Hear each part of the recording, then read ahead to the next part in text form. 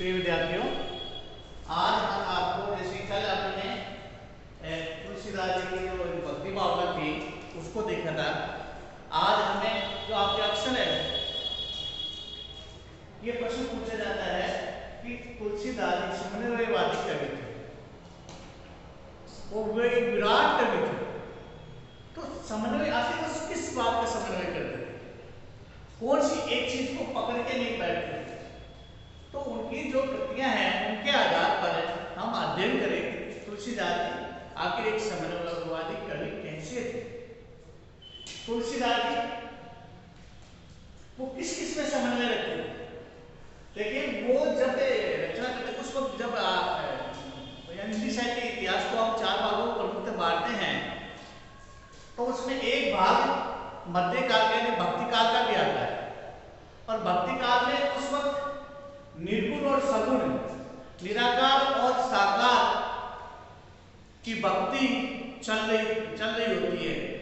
उस समय में तुलसीदास जी उन दोनों में, यानी कि जब निर्गुण प्रभु की एक तरह से ये गाथा गाई जा रही थी, उसका प्रसार हो रहा था, एक तरह से सगुण भक्ति की तरफ भी प्रसार हो रहा था, और दोनों में ही अलग अलग पद चल रहे होते थे। तब तुलसीदास जी ने एक किसी बीच का रास्ता, दोनों में समन्वय बैठने की कोशिश अपनी रचनाओं के माध्यम से की। तो तुलसीदास किस प्रकार से एक समन्वयवादी कवि थे। पहला बिंदु है आपके ज्ञान और भक्ति में समन्वय। तुलसीदास जी दोनों में ज्ञान और भक्ति दोनों को ही एक तरह से मोक्ष प्राप्ति का साधन मानते थे।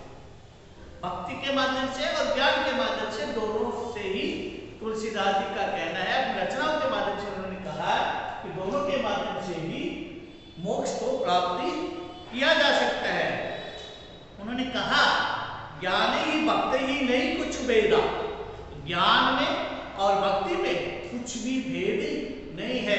एक दृष्टि से एक जगह जाकर वो एक इकट्ठा हो जाते, एक ही जगह। रास्ते दोनों के अलग अलग दिखते हैं, ऊपर से देखते हैं, लेकिन यदि भीतर से अंदर से देखने की कोशिश करेंगे तो एक ही रास्ता निकलेगा, और वो एक ही ध्येय निकलेगा, एक ही लक्ष्य निकलेगा, वो है मोक्ष प्राप्ति का। तो तुलसीदास जी ने इस मोक्ष पर ज्ञान और भक्ति में दोनों के द्वारा ही अंत में क्या कहा कि मोक्ष की प्राप्ति के ही एक तरह से ये दोनों ही साधन है, साध्य केवल एक है, वो है मोक्ष प्राप्ति। सगुण और निर्गुण में समन्वय, किस किस में समन्वय रखा है। सगुण और निर्गुण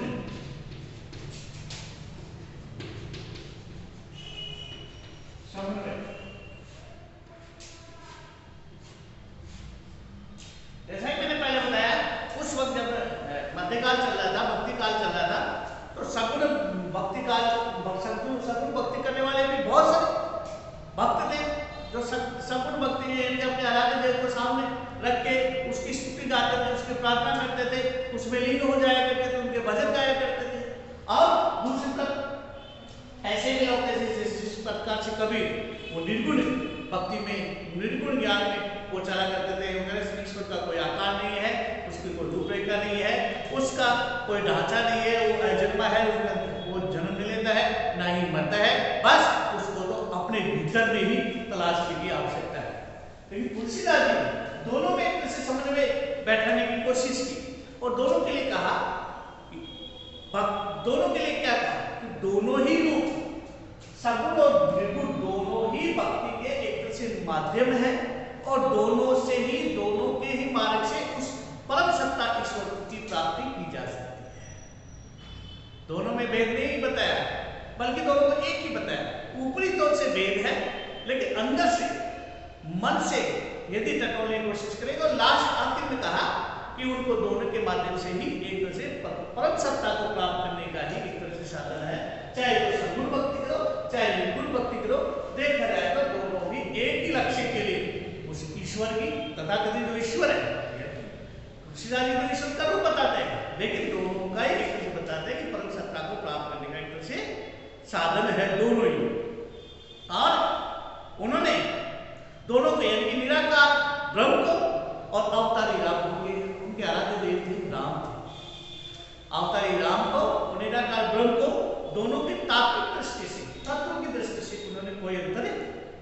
बताया, उन्होंने कहा अगुण सगुण दोहु ब्रह्म स्वरूपा, अगुण सगुण दोहु ब्रह्म स्वरूपा, दोनों ही ब्रह्म के स्वरूप है।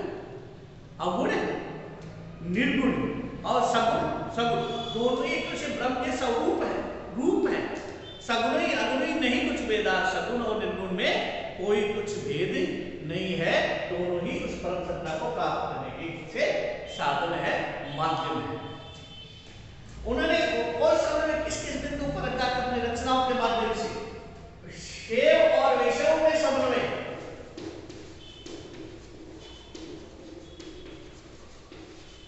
वैष्णव में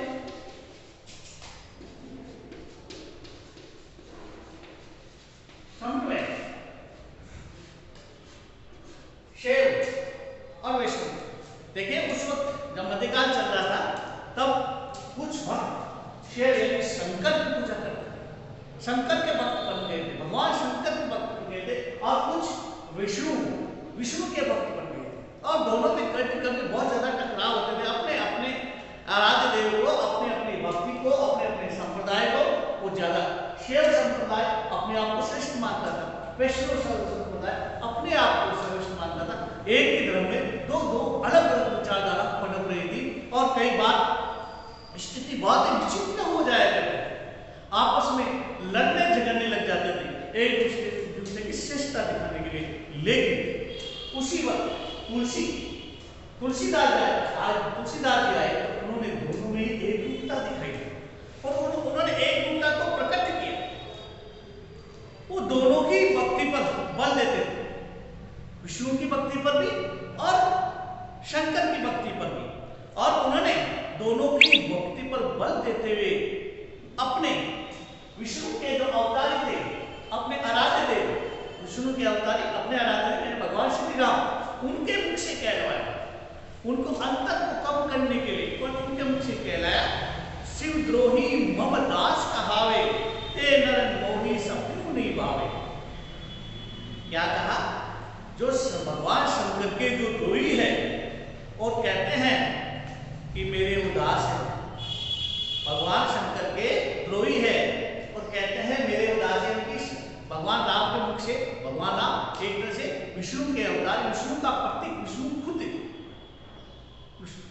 विष्णु के मुख से एक तरह से, भगवान राम के मुख से, विष्णु के मुख से एक तरह से कहलवा देते हैं, क्योंकि भगवान राम विष्णु के अवतार ही थे और भगवान राम विष्णु का अवतार है, वैष्णव लोग भगवान राम को मानते थे। तो उनके भक्तों को एक तरह से कहा कि जो शिव के द्रोही है, विद्रोही है, वो मेरे दास कहलाए, मेरे दास नहीं हो सकते। वो कैसे मेरे दास कहलाए, मेरे भक्त कैसे हो सकते हैं?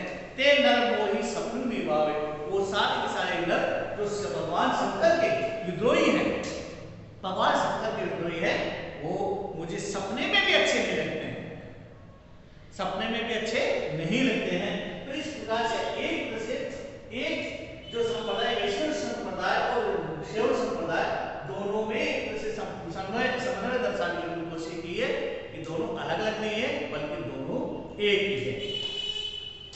चौथा जो बिंदु है वो ग्रास और वैराग्य।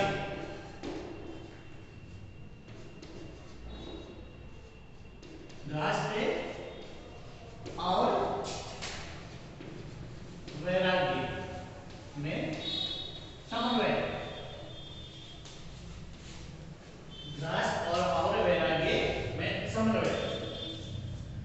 तुलसीदास जी उन लोगों को चेतावनी देते हैं जिनका मानना है कि इस सांसारिक में जीवन में रहते हुए, इस संसार में जीवन में जीते हुए, घर परिवार में समाज में रहते हुए उस तथाकथित परम सत्ता को प्राप्त नहीं किया जा सकता। ऐसे लोगों को तुलसीदास जी समझाते हुए क्या कहते हैं कि इस प्रकार से उनको समझाते हुए कहते हैं कि घर में रहते